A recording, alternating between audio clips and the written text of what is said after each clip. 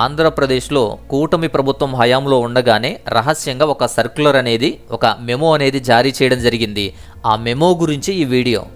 రాజకీయ నాయకుల గురించి కాదు, పొలిటికల్ ఇష్యూస్ ప్రక్కన పెట్టి ఈ మెమో గురించి మాత్రమే మాట్లాడతాను. ప్రభుత్వానికి అధికారులకు వ్యతిరేకంగా అయితే మాట్లాడడం లేదు, కానీ ఈ చర్చిల మీద, క్రైస్తవుల మీద ఇచ్చిన ఈ అక్రమమైనటువంటి మెమోను బట్టి ఈ విషయాలు నేను మాట్లాడుతున్నాను. నిన్న ప్రజాశక్తి అనేటువంటి న్యూస్ పేపర్ చూశాను. ప్రజాశక్తి న్యూస్ పేపర్లో, అది కూడా మెయిన్ ఎడిషన్లోనే, అది కూడా ఫ్రంట్ పేజ్లోనే వేసినటువంటి ఒక షాకింగ్ విషయం అది. ముందు ఈ న్యూస్ పేపర్ని చూద్దాం. చర్చిలపై సర్కారు కన్ను అనేటువంటి హెడ్డింగ్తోనే ఈ న్యూస్ ఆర్టికల్ అనేది ఉంది. అది రాష్ట్ర వ్యాప్తంగా చర్చీలు అనుమతుల మీద సర్వే చేయమని ఇచ్చినటువంటి మెమోను గుర్తు చేస్తూ ఈ న్యూస్ రాశారు. అనుమతులు ఉన్నాయా లేవా సర్వే చేసి అనుమతులు లేని వాటిపై చర్యలు తీసుకోవాలని డిఎల్పిఓలకు పంచాయతీరాజ్ కమిషన్ నుంచి ఒక మెమో అనేది జారీ చేశారు.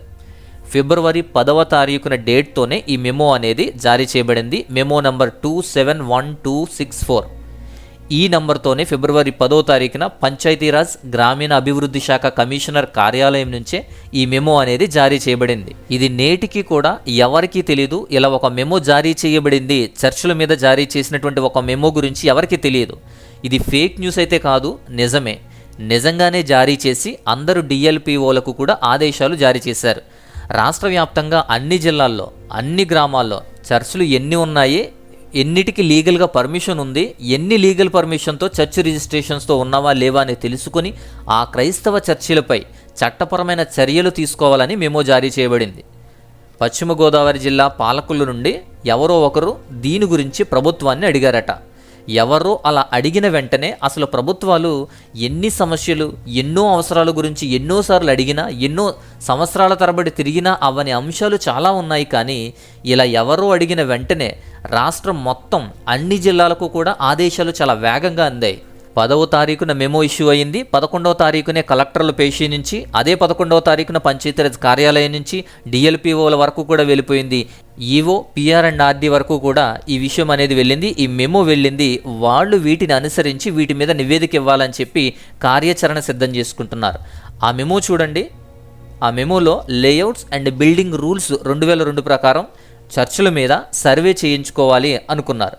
సో క్రింద మ్యాటర్ చూస్తే 26 జిల్లాల పరిధిలో అన్ని పంచాయతీలో ఉన్న క్రైస్తవ చర్చీలకు కలెక్టర్ వారి అనుమతులు ఉన్నవి లేనివి సమగ్ర విచారణ జరిపి అనుమతులు లేకుండా నిర్వహిస్తున్న క్రైస్తవ చర్చిలపై చట్టపరమైన చర్యలు తీసుకోవాలని కోరితే అది పంచాయతీరాజ్ శాఖ అధికారికంగా పంపుతూ విచారణ చేపట్టి నియమాలకు లోబడి తగిన చర్యలు కూడా తీసుకోవాలి అని చెప్పి కోరడం జరిగింది. అధికారికంగానే ఇచ్చారు, అన్ని జిల్లాలకు కూడా వెళ్ళింది. చర్చిలు అనేవి క్రైస్తవ విశ్వాసులు ఆరాధించుకోవడానికి, ప్రార్థించుకోవడానికి నిర్మించుకుంటారు. అసాంఘిక కార్యక్రమాలకు కాదు, ఇతర పనులకు కాదు. మరి ఎందుకు ఇలాంటి సర్వేలు, ఇలాంటి అసాంఘిక కార్యక్రమాలు, ఇలాంటి అసాంఘిక పనులు జరిగేటువంటి కొన్ని ప్లేసెస్ని మాత్రం వదిలేసి చర్చెస్ మీదే పడడం ఎందుకు? అలాగే చర్చెస్లు సొంత సైట్లలోనే, మినిస్ట్రీ పేరు మీదన లేదా వ్యక్తిగత పేరు మీద ఉన్న స్థలాల్లోనే కడతారు. ఆక్రమిత భూములు కానీ, ప్రభుత్వ భూముల్లో కానీ వీరేం కట్టరు. ఈ మెమో ఎంత పక్షపాతంగా, ఎంత దుర్మార్గమైనదిగా ఉందో చూడండి. ఎవరో అడిగితే చేసేస్తున్నారు. అంతటి సున్నిత అంశాన్ని ఎవరో ఒకరు అడిగారని చేసేస్తున్నారు. 100 మంది రిప్రజెంటేషన్లు ఇస్తారు క్రైస్తవులు. ఇలా చేస్తారా? గుడుల మీద, దేవాలయాల మీద ఇలా సర్వే చేయగలరా? హిందూ దేవాలయాల గురించి తప్పుగా మాట్లాడడం లేదు, కానీ వాటి గురించి, వాటి జోలికి ఎప్పుడు వెళ్ళలేదు, వాటిని అవమానించలేదు కూడా ఎప్పుడు. కానీ ఒక విషయం గుర్తు చేస్తున్నాను.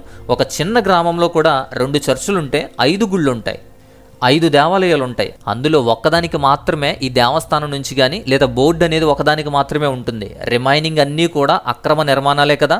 అందులో చాలా వరకు దేవస్థాన భూముల్లో కడిగితే అది ప్రాబ్లం లేదు, కానీ పంచాయతీ భూముల్లో ఎక్కువ ఉంటాయి. పంచాయతీ భూముల్లో, ప్రభుత్వ భూముల్లో, ఈ రోడ్ల మధ్య ఉన్న R&B భూముల్లో, అలాగే పోరంబోకు భూముల్లో, ఇలాంటి భూముల్లోనే ఈ గుడులు అనేవి ఎక్కువ కడతారు. గుడులు, దేవాలయాలు కూడా ఈ భూముల్లోనే కడతారు. వాటికి ఇలాంటి రిజిస్ట్రేషన్లు కానీ, పర్మిషన్లు కానీ, లేదా దేవాదాయ శాఖ పర్మిషన్లు, కలెక్టర్ పర్మిషన్లు, లేఅవుట్స్ అండ్ బిల్డింగ్ పర్మిషన్లు కూడా ఏమీ ఉండవు కదా. రోడ్డు మీద చాలా గుళ్ళు కనిపిస్తాయి, R&B భూముల్లో కడతారు. పంచాయతీల్లో చాలా గుళ్ళు కనబడతాయి, ప్రభుత్వ భూముల్లోనే కడతారు. అవన్నీ కూడా మనం గమనిస్తున్నాం. కానీ చర్చిలు అలా కాదు. ఇల్లీగల్గా నిర్మించడానికి చర్చిలు అలా ఉండదు. వారి సొంత స్థలాల్లో కట్టుకుంటారు, లేదా కొని కట్టుకుంటారు. స్థలాలు కొన్న తర్వాత కట్టుకుంటారు. కాకపోతే అన్నిటికీ కూడా కలెక్టర్ పర్మిషన్ అనేది ఉండదు. వారు తెలియక తెచ్చుకోరు, కొంతమంది తెలియక రిజిస్ట్రేషన్ కూడా చేసుకోరు. అలా అయినా సరే చర్చిల మీద ఎందుకంత వివక్ష, ఎందుకంత కక్ష, ఎందుకు ఈ వ్యతిరేకత, ఎందుకు చర్చిలు వ్యతిరేకిస్తారు? ఈ మెమో గనక సామాజిక పరంగాను ప్రభుత్వానికి కూడా అవసరమైతే ఖచ్చితంగా మేము ఆహ్వానిస్తున్నాం, మెమోను ఖచ్చితంగా ఆహ్వానిస్తున్నాం. కాకపోతే ఇలా పక్షపాతంగా చర్చిల మీద మాత్రమే కాకుండా అన్ని దేవాలయాలు, గుడులు, చర్చిలు, మసీదులు, అక్రమ నిర్మాణాలు, ఇతర బిల్డింగ్లు, ఇలా అన్నిటి విషయము ఇంక్లూడ్ చేస్తే బాగుంటుంది. అన్నీ కూడా చేస్తే ఖచ్చితంగా అది మంచిది, అందరూ ఆహ్వానిస్తారు. అప్పుడు ఇలాంటి మతపరమైన ఇష్యూస్ కానీ, ల్యాండ్ డిస్ప్యూట్స్ కానీ ఏమీ రావు. అలా చేస్తే అందరూ కూడా స్వీకరిస్తారు.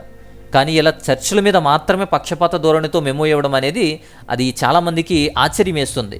మనం చూసాం 2 నెలల ముందే గౌరవ సుప్రీంకోర్టు వారు దేవాలయాల మీద సర్వే చేయవద్దు అని చెప్పి మన తీర్పును చూసాం. వారు దేవాలయాల మీద సర్వేలు అనేవి చేయవద్దు అని ఆదేశించారు. ఇనాం భూములు, చర్చ్ భూములు, దేవాలయ భూముల విషయంలో సర్వేలు చేయవద్దని తీర్పునివ్వడాన్ని మనం గమనించాం. ఫిబ్రవరి నెలలోనే ఆ తీర్పును అలా ఇవ్వడం జరిగింది. కానీ తర్వాత ఫిబ్రవరి నెలలోనే ఈ మెమో రావడం అనేది ఆశ్చర్యం. ఈ మెమో గురించి కొంతమంది అధికారులను తెలుసుకోవడానికి అడిగినప్పుడు రావడం అయితే వచ్చింది, బట్ నిజమే. కానీ మిగతా సర్వేలతో అంత బిజీగా ఉన్నారు, చాలా సర్వేలు ఉన్నాయి, చాలా సర్వేలతో బిజీగా ఉన్నారు. కాబట్టి దీని ఎఫెక్ట్ అనేది ఇంకా తెలియలేదు, ఇంకా అమల్లోకి రాలేదు. మెమో అయితే రావడం జరిగింది కానీ ఇంకా వర్క్ అనేది స్టార్ట్ అవ్వలేదు, ఇంకా దాని గురించి ఏ ప్రాసెస్ జరగలేదు. ఎందుకంటే అది హోల్డ్లో ఉంది, ఇంకా ఏ విషయం చెప్పలేదు అనే విషయం తెలియజేశారు. కానీ ఆ సాయంత్రానికే మరలా ఇంకొక మెమో జారీ చేయబడింది.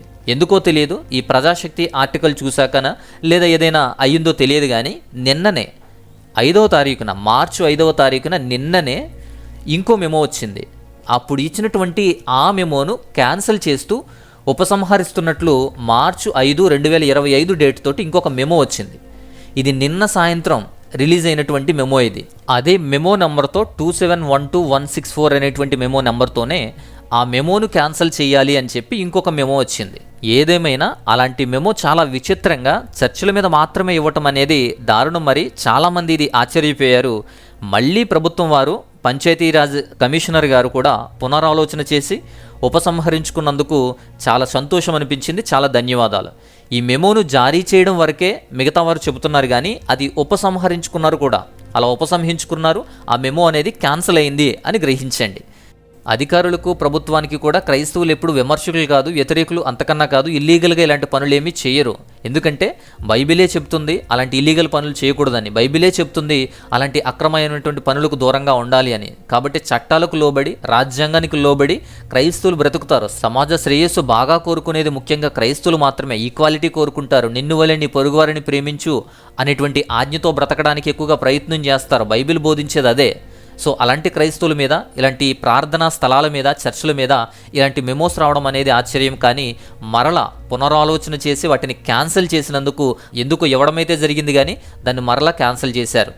మరలా ఇలాంటి మెమోలు ఇవ్వాల్సి వస్తే అందరికీ వర్తించే విధంగా, లేదా సమాజ శ్రేయస్సు కొరకు అందరికీ వర్తించే విధంగా అన్ని కోణాలను కూడా దర్యాప్తు చేయడం అనేది మంచిది. కానీ ఇలా కేవలం ప్రార్థనా స్థలాలు, చర్చిల మీద ఇవ్వడం అనేదే కేవలం అందుకు మాత్రమే అభ్యంతరం తప్ప ప్రభుత్వానికి ఇది అభ్యంతరం కాదు. ఇలాంటి సర్వేలు ఇచ్చినా పర్వాలేదు, కానీ కేవలం క్రైస్తవుల మీద, క్రైస్తవ చర్చిల మీద కాకుండా న్యాయంగా అన్నిటికీ అందరికీ వర్తించే విధంగా ఇస్తే లీగల్గా, న్యాయంగా ప్రభుత్వానికి సహకరిస్తారు.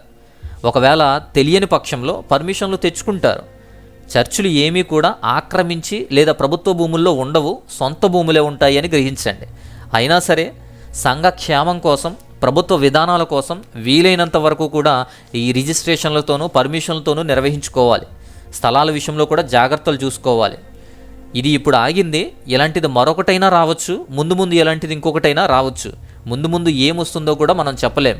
కాబట్టి ఈ విషయంలో మీరు చాలా జాగ్రత్తగా ఉండాలని తెలియచేస్తున్నాను. అయితే ఈ మెమో రావడం కానీ, ఇలాంటి లీగల్ ఇష్యూస్ గురించి కానీ, అలాగే ఈ మెమో ఉపసంహరించుకోవడం, క్యాన్సిల్ చేయడం, ఇలాంటి ఇష్యూస్ గురించి మీరేమంటారో, మీ అభిప్రాయం ఏంటో కింద కమెంట్లో తెలియజేయండి.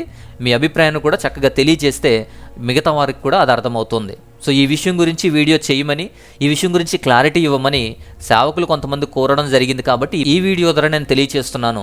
సేవకులకే కాదు, మిగతా వారందరికీ కూడా ఇది అవగాహనగా ఉంటుంది, అవేర్నెస్గా ఉంటుంది అని చెప్పి వీడియో ద్వారా నేను మీకు తెలియజేస్తున్నాను.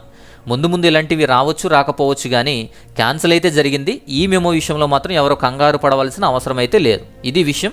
ఈ విషయాన్ని లైక్ చేయండి, ఇతరులకు కూడా ఈ విషయాన్ని షేర్ చేయండి. మరొక అద్భుతమైనటువంటి మంచి అంశంతో మరొక వీడియో ద్వారా నేను మరలా వస్తాను. అంతవరకు స్వస్తి, నమస్తే.